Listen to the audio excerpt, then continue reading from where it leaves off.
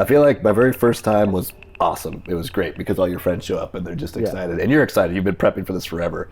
And the second time you have all this confidence and you fucking bomb. I'll do it in a weekend. I'll still do it. Like, you ever do that Friday early show and then you're like, man, wait till this Friday late show gets a load of this heat. And then you bring that same early show energy and they're just like, this is too much, buddy. Like, they just shut down.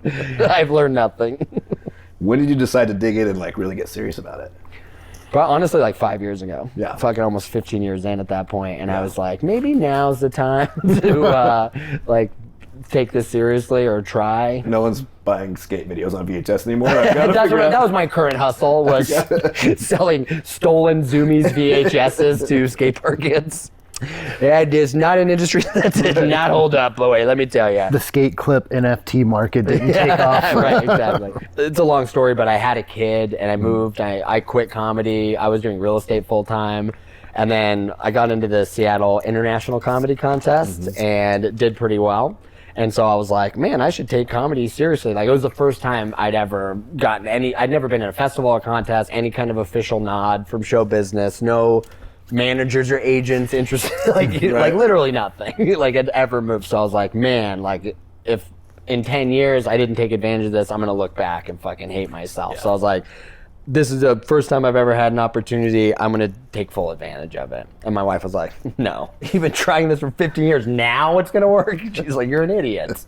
Everyone in my family and life was very much of that same opinion. So it was a lot of negotiating, and I had to get sober and show that I actually had what it takes to do the other stuff it takes to succeed as an artist, which I never did any of, which is why I never moved to the needles, because I never did any of the like homework with building the website or sending the emails and having healthy habits that are helping move you toward like goals that you've set. All of that kind of stuff is when I started having success, any kind of success, making any kind of money in stand-up. Right, that's the whole business side of it, that it's so difficult for artists, entertainers, like it's not in their mindset. Like it's a whole 100%. But that's totally the next step to being a professional. It's you gotta do the business part. Yeah. The show stuff is, you know, what we were saying, Miles Davis, I think it was said, like I play for free, they pay me to travel. And that's the truth, because that's the work. It's like all day for most of the comics I know that are working, and like,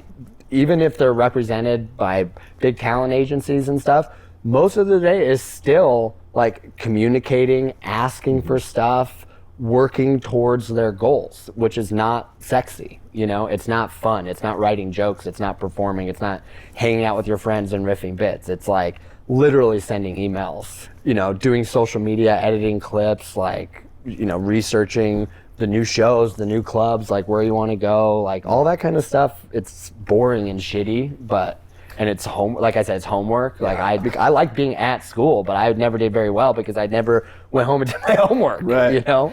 So do you take all that on yourself? Do you have a manager? I had a manager. I